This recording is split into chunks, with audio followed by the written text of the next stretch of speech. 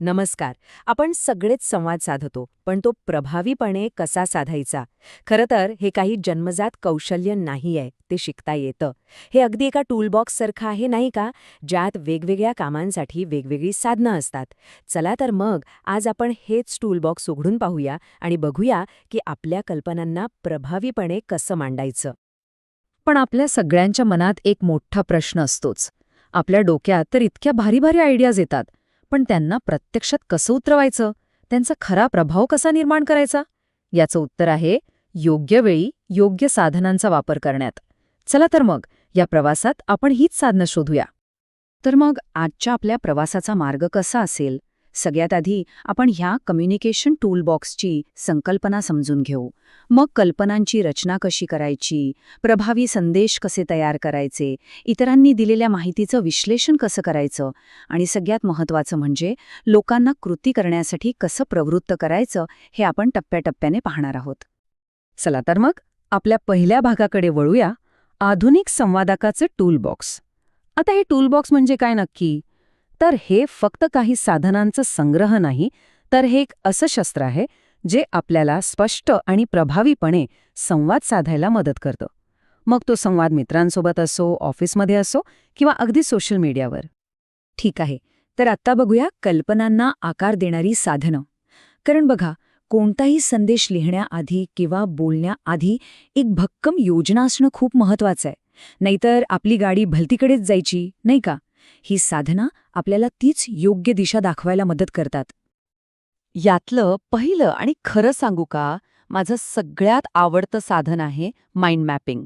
हे एक visual tool आहे, जे माहितीची रचना करण्यासाठी खूप मदत करतं.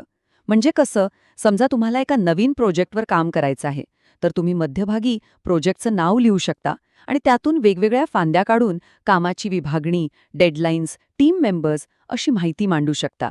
यामुळे विश्लेषण करणं आणि नवीन कल्पना सुचणं एकदम सोपं होऊन जातं. आणि माइंड मॅप तयार करणं अजिबात अवघड नाहीये. फक्त एका मुख्य कल्पनेने सुरुवात करा. त्यातून मुख्य फांद्या काढा, मग प्रत्येक फांदीला छोटे कीवर्ड्स आणि उपफांद्या जोडा. आणि हो, रंग आणि चिन्हांचा वापर नक्की करा. त्यामुळे ते अधिक आकर्षक दिसतं आणि लक्षात ठेवायलाही सोपं जातं. तुम्ही हे कागदावर पेन्सिलने करू शकता किंवा आजकाल तर मोबाईल ॲप्सवरही हे सहज करता येतं. आता एक गोंधळ होऊ शकतो. माइंड मॅपिंग आणि कल्पना विस्तार यात नेमका फरक काय? चला एका सोप्या उदाहरणाने समजून घेऊया. समजा तुम्हाला प्रदूषण या विषयावर लिहायचं आहे. माइंड मॅपिंगमध्ये तुम्ही प्रदूषण, त्याचे प्रकार, कारणं, परिणाम अशा अनेक गोष्टींचा एकाच वेळी विचार कराल. म्हणजे तुम्ही विषयाची रुंदी वाढवत आहात. तर कल्पना विस्तारमध्ये तुम्ही फक्त जलप्रदूषण या एकाच कल्पनेवर खोलवर विचार कराल. म्हणजे तुम्ही विषयाची खोली वाढवत आहात. चला, आपल्या कल्पनांची रचना तर झाली. आता पुढची पायरी, तो संदेश लोकांपर्यंत पोहोचवणं. कारण योग्य शब्दच तर योग्य परिणाम घडवतात, बरोबर? ह्या विभागात आपण आपले विचार वेगवेगळ्या माध्यमांसाठी आणि वेगवेगळ्या लोकांसाठी कसे तयार करायचे हे पाहणार आहोत. इथे बघा, भाषण, ब्लॉग पोस्ट आणि साधा व्हर्च्युअल मेसेज या तिघांमध्ये खूप फरक आहे. या तक्त्यामध्ये एकदम स्पष्ट दिसतंय की तुमचे ऐकणारे कोण आहेत आणि तुमचा उद्देश काय आहे. यानुसार तुमच्या संदेशाची शैली बदलते. ऑफिसमधलं भाषण अधिक फॉर्मल असतं, तर मित्रांना पाठवलेला मेसेज अगदीच कॅज्युअल असतो.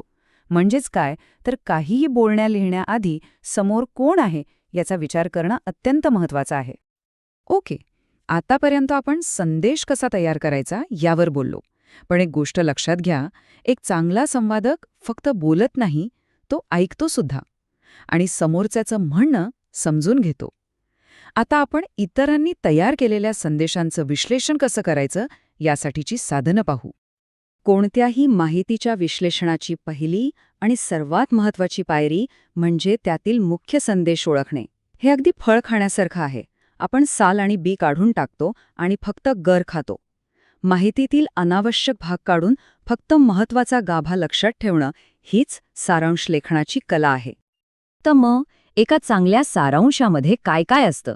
सगळ्यात महत्त्वाचं म्हणजे तो मूळ कल्पना ओळखतो. त्यात महत्त्वाचे मुद्दे असतात. तो पूर्णपणे वस्तुनिष्ठ आणि तटस्थ असतो. आणि हो, तो मूळ लेखनापेक्षा खूपच लहान असतो. यात मला काय वाटतं हे सांगायला अजिबात जागा नसते. फक्त काय आहे तेवढंच मांडायचं असतं. आता सारांशाच्या पुढची पायरी म्हणजे परीक्षण किंवा रिव्ह्यू. यात फक्त माहिती नसते तर मूल्यांकनही असतं. अगदी आपण एखादा चित्रपट पाहिल्यावर तो चांगला आहे की वाईट हे मित्रांना सांगतो ना, अगदी तसंच. एका चांगल्या रिव्ह्यूमध्ये कथेचा छोटासा सारांश असतो, मुख्य घटकांचं विश्लेषण, चांगल्या आणि कमकुवत बाजूंचं मूल्यांकन आणि शेवटी प्रेक्षकांसाठी एक स्पष्ट सल्ला असतो. आणि आता आपण आलो आहोत शेवटच्या आणि खरं तर सर्वात महत्त्वाच्या भागाकडे, लोकांना कृती करायला प्रवृत्त करणं. कारण ज्ञानाचा खरा उपयोग तेव्हाच होतो जेव्हा ते कृतीत उतरतं. ही साधनं आपल्याला तेच करायला, म्हणजे बदल घडवायला मदत करतात. जेव्हा आपलं ध्येय लोकांना एकत्र आणणं असतं आणि त्यांना काहीतरी करण्यासाठी प्रवृत्त करायचं असतं, तेव्हा आवाहन लेखन हे एक जबरदस्त साधन ठरतं. मग ते एखाद्या सामाजिक कार्यासाठी निधी उभारणं असो, पर्यावरणासाठी जनजागृती करणं असो, किंवा एखाद्या चांगल्या गोष्टीसाठी लोकांना एकत्र आणणं असो. तर एक प्रभावी आवाहन कसं लिहायचं? बघा, काही सोप्या पायऱ्या आहेत. पहिलं, तुमचं कारण काय आहे ते नीट समजून घ्या. मग विचार करा की तुम्ही कोणाशी बोलताय. सुरुवातच अशी करा की लक्ष वेधून घेतलं जाईल. मग समस्या स्पष्टपणे मांडा, त्यावर एक व्यवहार्य उपाय सुचवा आणि शेवटी लोकांना लगेच कृती करण्यासाठी उद्युक्त करा. जसं की, आपली एक छोटीशी मदत खूप मोठा बदल घडवू शकते, आत्ताच सामील व्हा.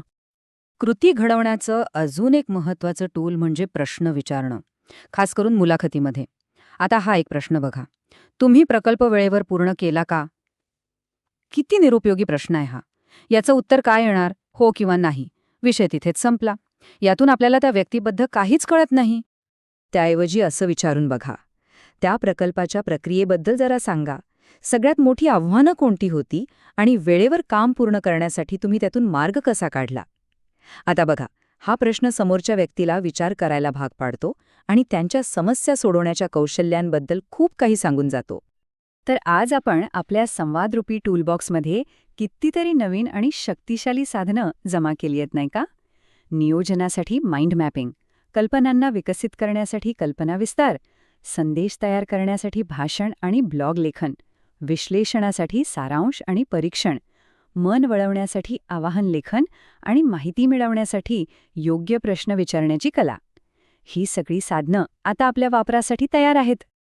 आता आपलं टूलबॉक्स तर पूर्णपणे भरलेलं आहे. मग आता विचार करा, या साधनांचा वापर करून आपण सर्वात आधी काय तयार करणार आहोत? आपली पुढची मोठी कल्पना कोणती आहे जी आपण या जगासमोर प्रभावीपणे मांडणार आहोत?